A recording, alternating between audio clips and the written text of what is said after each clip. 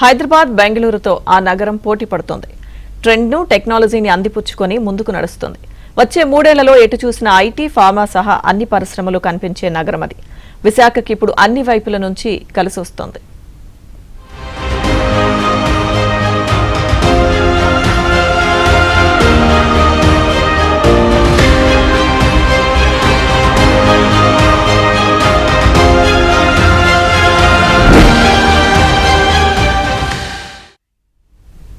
ఒకప్పుడు అంతంత మాత్రంగా ఉన్న విశాఖ ఐటీ రంగం కూటమి ప్రభుత్వ నిర్ణయాలతో పరుగులు పెడుతుంది.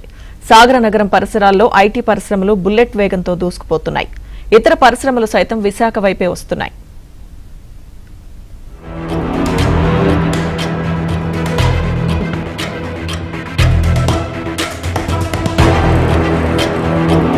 విశాఖపట్నం ఫ్యూచర్ ఐటీ హబ్ కాబోతుందా? ఏఐ, డేటా సెంటర్లు ఇక్కడి నుంచే ప్రపంచాన్ని ఏలబోతున్నాయా? వరుసపెట్టి వస్తున్న కంపెనీలు ఏం చూసి వస్తున్నాయి?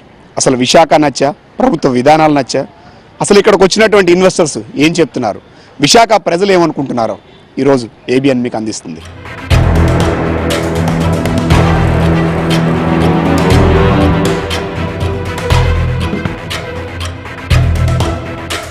ఉమ్మడి రాష్ట్రం ఉన్నప్పటి నుండి విశాఖపట్నం ఐటీ రంగంతో పాటుగా పరిశ్రమ వేదికగా ఉంది. ఆంధ్రప్రదేశ్ కు ఆర్థిక రాజధానిగా కొనసాగుతోంది. కూటమి ప్రభుత్వం వచ్చిన తర్వాత గతంలో ఎన్నడూ లేని విధంగా పరిశ్రమలు ఉమ్మడి విశాఖకు క్యూ కడుతున్నాయి. ఐటీ దిగ్గజం గూగుల్ సంస్థ విశాఖలో అతిపెద్ద పెట్టుబడి పెడుతోంది. దీనికి సంబంధించి సీఎం చంద్రబాబు, మంత్రి లోకేష్, కేంద్ర మంత్రుల సమక్షంలో గూగుల్ క్లౌడ్ సీఈఓ థామస్ కురియన్తో ఈ ఒప్పందం జరిగింది. విశాఖలో 87,520 కోట్ల పెట్టుబడులతో ఏఐ డేటా సెంటర్ను గూగుల్ ఏర్పాటు చేయనుంది. 1 గిగావాట్ కెపాసిటీతో ఏఐ డేటా సెంటర్ ఏర్పాటవుతుంది. ఈ డేటా సెంటర్ వైద్యారోగ్యం, విద్య, వ్యవసాయం, పరిశ్రమలు తదితర రంగాల్లో సేవలు అందించనుంది. విశాఖ నుంచి సింగపూర్, మలేసియా, ఆస్ట్రేలియా దేశాలతో సబ్సీ కేబుల్ ద్వారా గూగుల్ ఏఐ డేటా సెంటర్ అనుసంధానం కానుంది. విశాఖ నుంచి 12 దేశాలతో సబ్సీ కేబుల్ విధానం ద్వారా అనుసంధానం అవుతాయి. జెమినీ ఏఐతో పాటు గూగుల్ అందించే ఇతర సేవలు కూడా ఈ డేటా సెంటర్ ద్వారా అందుతాయి.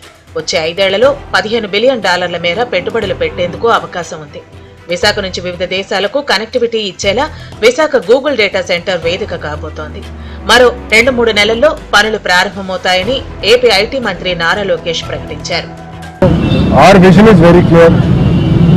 ఆర్థిక రాజధాని Visakhapatnam. There is no ambiguity. నాడు నేడు ఎప్పుడు అదే నినాదం పైన మేము అందరం కట్టుబడి ఉన్నాం, నిలబడున్నాం. అందుకే పెద్ద ఎత్తున పెట్టుబడులు ఇక్కడికి వస్తున్నాయి. మీరు ఒకసారి గమనించండి. మంచి ఐటీ కానివ్వండి, డేటా సెంటర్ కానివ్వండి, ఫార్మా, మెడికల్ డివైసెస్ మ్యానుఫ్యాక్చరింగ్ అంటే ఇప్పుడు ఉత్తరాంధ్ర రీజన్కి వస్తుంది. గూగుల్ కాకుండా ఇప్పటికే కాగ్నిజెంట్ కూడా తాత్కాలిక కార్యకలాపాలను ప్రారంభించింది. కొత్త క్యాంపస్ నిర్మాణానికి ముఖ్యమంత్రి చంద్రబాబు స్వయంగా భూమి పూజ చేశారు.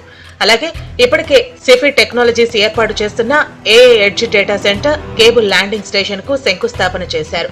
దేశంలో అత్యధికంగా డేటా సెంటర్లను నిర్వహిస్తున్న సిఫీ ఇన్ఫినిటీ స్పేసెస్ లిమిటెడ్ విశాఖపట్నంలో 550 మెగావాట్ల సామర్థ్యంతో సుమారు 15,000 కోట్లతో కొత్త డేటా సెంటర్ ఏర్పాటుకు ముందుకొచ్చింది.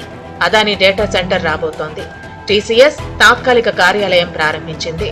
పర్మనెంట్ క్యాంపస్ నిర్మాణానికి ప్రణాళికలు సిద్ధం చేస్తోంది. వీటితో పాటుగా పెట్టుబడుల సదస్సు జరుగుతున్న సమయంలో 7 కంపెనీలకు ఎకనామిక్ రీజియన్ సమావేశం జరిగినప్పుడు కాగ్నిజెంట్ తో కలిపి 12 కంపెనీలకు శంకుస్థాపనలు చేశారు. స్పీడ్ ఆఫ్ డూయింగ్ బిజినెస్ కు ప్రాధాన్యమిస్తున్నారు. ఉమ్మడి విశాఖకు వచ్చే పెట్టుబడుల్లో భీమిలి నియోజకవర్గంలో ఎక్కువగా ఉండటం తనకు చాలా ఆనందంగా ఉందని అక్కడి ఎమ్మెల్యే గంటా శ్రీనివాసరావు అంటున్నారు. ఏదైతే చంద్రబాబు నాయుడు గారు మనం ఈ విశాఖ ఎకనామిక్ రీజన్ మీటింగ్ అయిందో ఆ రోజు లోకేష్ బాబు గారి చేతుల మీదుగా కాగ్నిజెంట్తో పాటు సత్వాతో పాటు ఈ మొత్తం ఇవన్నీ కూడా చూసుకుంటే దాదాపు ఒక 11 కంపెనీలకి ఆ రోజు మళ్ళీ మనం ఫౌండేషన్ వేసుకున్నాం, పెట్టడం జరిగింది. కరెక్ట్గా 12 నెలలని వాళ్ళు చెబితే 12 నెలలు కాదు 11 నెలల 29 రోజులు అని చెప్పి నెక్స్ట్ మళ్ళీ ఈ డేట్కి వస్తున్నా నేను శంకుస్థాపనకి అని చెప్పి కూడా డేట్లు అనౌన్స్ చేసి వర్క్ ప్రోగ్రెస్ అవుతా ఉన్నాయి. అంతేకాకుండా దానికి ఐటీ సెక్రటరీ గారికి తర్వాత మిగతా కన్సర్న్ ఆఫీసర్లకు కూడా ఎవ్రీ మంత్ దాని మీద ప్రోగ్రెస్ రిపోర్ట్ ఏ విధంగా వర్క్ అవుతుంది, ఏమైనా ఇబ్బందులు ఉన్నాయా ఇన్ఫ్రాస్ట్రక్చర్ సైడ్ కానీ లేకపోతే ఇతర డిపార్ట్మెంట్ సైడ్ కానీ ఎప్పటికప్పుడు రివ్యూ చేసుకుంటూ దాన్ని అప్డేట్ కూడా అది చేయమని చెప్పడం జరిగింది. అంటే ఇవన్నీ కూడా ఒక రియాలిటీకి దగ్గరగా జరుగుతూ ఉన్నాయి. అందుకే ఇంత వేల కోట్ల ఇన్వెస్ట్మెంట్స్ వస్తున్నాయి. విశాఖ రిషికొండలో ఐటీ పరిశ్రమకు నాంది పలికింది కూడా టీడీపీయే అని మర్చిపోకూడదు. తర్వాత క్రమంలో వచ్చిన ప్రభుత్వాలు పెద్దగా దృష్టి పెట్టలేదు. రాష్ట్ర విభజన తర్వాత కొంత ప్రయత్నం చేసినప్పటికీ అది ఫలించలేదు. వైసీపీ హయాంలో పారిశ్రామిక ప్రగతి పూర్తిగా కుంటినడక నడిచింది. 2024లో కూటమి ప్రభుత్వం రావటం, పరిశ్రమలను ప్రోత్సహించే దిశగా అడుగులు వేయటంతో ప్రపంచ దిగ్గజ కంపెనీలు ఒక్కొక్కటిగా విశాఖకు వస్తున్నాయి. ఇన్సెంటివ్స్ ఇవ్వటంతో ఏపీకి చెందిన ఐటీ నిపుణులు ఇప్పుడు విశాఖకు తిరిగి వస్తున్నారు. దీంతో రాబోయే 2 ఏళ్లలో డేటా సెంటర్లు, దిగ్గజ ఐటీ కంపెనీల ఏర్పాటు ద్వారా విశాఖపట్నానికి 2,60,000 కోట్ల పెట్టుబడులు వచ్చే అవకాశం కనిపిస్తోంది. రాబోయే 5 ఏళ్లలో విశాఖ ప్రాంతం ఇండియాకే ఐటీ హబ్ గా మారటం ఖాయమంటున్నారు. సో ఓవరాల్ గా ఇప్పుడు చూస్తే టీసీఎస్ ఇన్ఫోస్ ఆల్రెడీ దగ్గర వాళ్ళు 3,000+ జాబ్స్ మాట్లాడుతున్నారు. Cognizant is talking about around 8,000 jobs. అట్లా పెద్ద కంపెనీస్ చాలా వస్తున్నాయి. గూగుల్ డేటా సెంటర్ వస్తుంది, that will create lakhs of jobs అండి. ఇప్పుడు మన ఐటీ మినిస్టర్ లోకేష్ గారి విజన్ చూసుకుంటే దాంట్లో already only 5 lakh jobs only from Visakhapatnam is what we talking it అండి. సో ఇప్పుడు ఎట్లుందంటే vision is actually being implemented what I would say అండి. ఇప్పుడు కూడా కంపెనీలను అడ్డుకునేందుకు కొందరు ప్రయత్నిస్తున్నారని, అది సహేతుకం కాదని జెన్జీ గుర్తు చేస్తోంది. పరిశ్రమలు వస్తే ఆ ప్రాంత యువతకు ఉపాధి లభించడంతో పాటు విశాఖ అన్ని విధాలుగా అభివృద్ధి చెందుతుంది.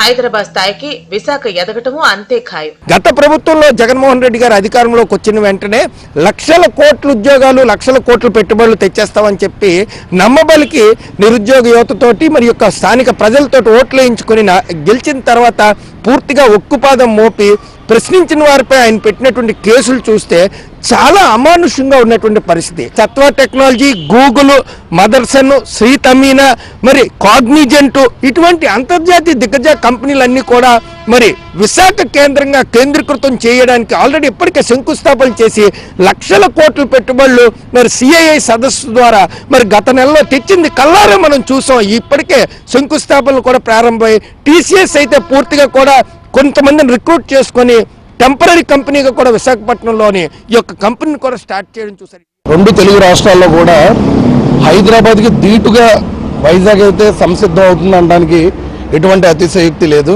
సో పునరావృతంతో రాష్ట్రాన్ని ఏ విధంగా ముందుకు తీసుకెళ్లాలన్న ఆకాంక్షతో చాలా కొత్త ప్రణాళికతో రాష్ట్ర ప్రభుత్వం అయితే ముందుకు వస్తుంది. కానీ స్పెషల్లీ వైజాగ్ అని ఎందుకంటున్నామంటే అష్టదిగ్గజమైన కంపెనీ గూగుల్ అలాగే రీసెంట్గా ఒక 2 months బ్యాక్ ఆంధ్ర యూనివర్సిటీలో పెట్టినటువంటి సమ్మిట్ కానీ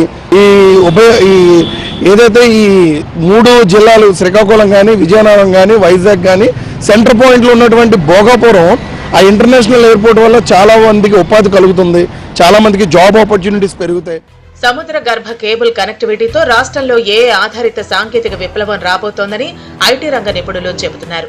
కేబుల్ ల్యాండింగ్ స్టేషన్ల వల్ల సముద్రపు కేబుల్ కనెక్టివిటీ మెరుగుపడి భారత్, ఆగ్నేయాసియా, ఆస్ట్రేలియా దేశాల మధ్య డేటా ప్రాసెసింగ్ వేగవంతం అవుతుంది. కొద్దిగా వస్తుందండి. ఇప్పుడు టీసీఎస్ 2,000 వచ్చారు, కాగ్నిజెంట్ 1,000 వచ్చారు, కాగ్నిజెంట్ ఇంకో 3,000 యాడ్ చేస్తున్నారు ఇయర్, ఎందుకంటే 4,000 అలాగా కొంచెం పెరిగితే భోగాపురం జూన్లో స్టార్ట్ అవుద్ది.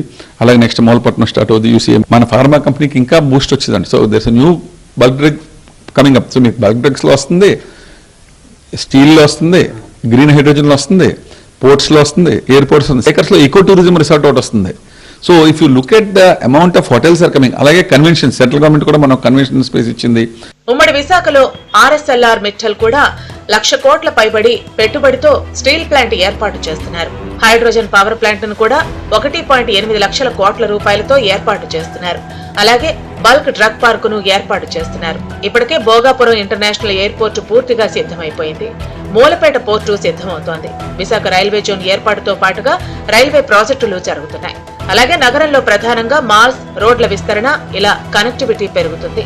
దేశంలో ఏపీ నెంబర్ 1 గా ఉంటే ఏపీలో విశాఖపట్నం నెంబర్ 1 గా ఉంటుందని నేతలు చెబుతున్నారు. విశాఖ ప్రపంచ ఐటీ దిగ్గజ నగరంగా మారడానికి ఇక్కడ ఉన్నటువంటి అవకాశాలు కావచ్చు, ఈ ప్రాంతం కావచ్చు, సో ప్రభుత్వం తీసుకుంటున్న చొరవ కావచ్చు, ఇవన్నీ కలిపి భవిష్యత్తుకి విశాఖ ఐటీ రంగానికే కాదు టెక్నాలజీ పరంగా టాప్ ప్లేస్లో ఉండబోతుంది అనేది నిపుణులు చెప్తున్న మాట.